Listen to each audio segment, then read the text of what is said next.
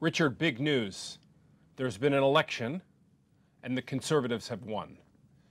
And not only have they won, but the Bloomberg machine is covered with green light in the areas around the British banks. Is this exuberance on this Friday morning about British banking rational, irrational, or otherwise?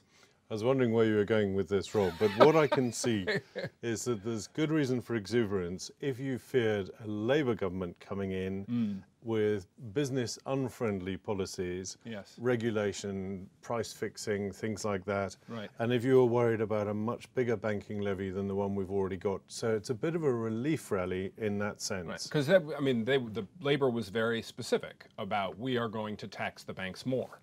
We don't like big business. We don't like big business. So that is a clear bad. But what you were about to give me a however statement. I was about to give you a however.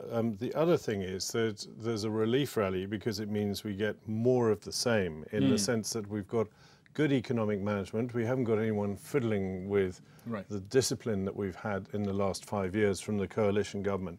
So we get more of that, and that is partly with the UK recovery what has enabled banks to report much lower bad loans, and it means that it's easier for people to pay off mortgages and personal loans. Now, the recovery is not uniform, so some people are not as well placed to pay off stuff as others, but on the whole, banks are in a better position. So this is more of the same in that sense. However, there's always a however. What is the however? And I know you're building up to one, so spit it out. Okay, the however is that it's very easy to forget that the Conservatives are also just as keen at banker bashing as the rest of them. And they have just slapped an even bigger bank levy in the last budget. George Osborne increased the bank levy by 900 million to 3.4 billion, and that falls unduly heavily on the likes of HSBC and Standard Chartered, which have most of their business elsewhere.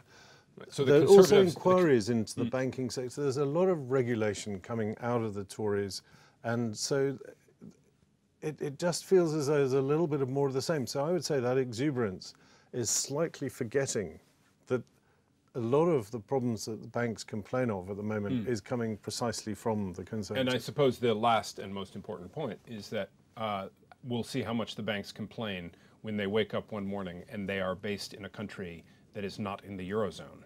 Ah, yes, the elephant. That is the real elephant in the room, and that's the one that's going to crash the bank bulls, I think, at the moment. Why? Because we've got 2 years of uncertainty while David Cameron goes in to do battle with his European counterparts. If he gets anywhere, well, we'll see. But in the meantime, Europe can have a crisis, something can go wrong. But more importantly, if you're a UK company already based here, you're probably going to put off investment. Yes. If you're a foreign company thinking of coming in, you're also going to hit the pause button. And you're probably, if you were thinking of doing an IPO in London, also going to say, well, maybe we go to Zurich or we go to Frankfurt, somewhere else. So I think there's a lot of worry, particularly for the corporate arms of banks, about where we're heading on this European debate. It sounds as if Lex does not think this relief rally is going to last very long. Thanks, Richard.